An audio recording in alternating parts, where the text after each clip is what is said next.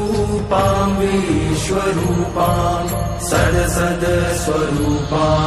त्रिगुणात्मिकां च जगत प्रसूता अजानजाम आनन्द अनानन्द विज्ञान विज्ञान पञ्चीकृत पञ्चभूता जगत स्वरूपां वेद अवेद विद्या विद्यारूपां नमामि ऊर्ध्व अधः तिर्यक् सर्वव्याप्ताम्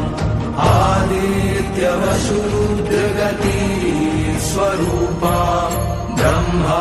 प्रजापति भगवान् विष्णु चराचरणाञ्चाधारभूताम्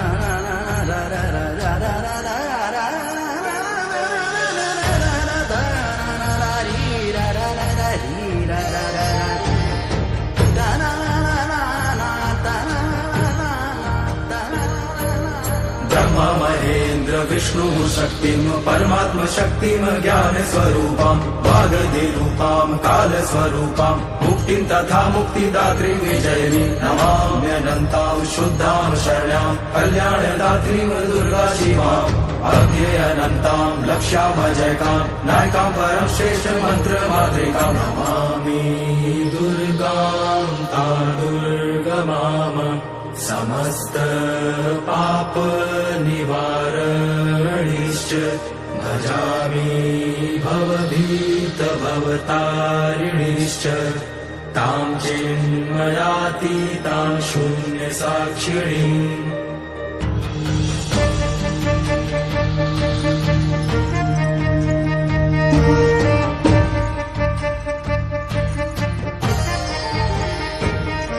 नमामि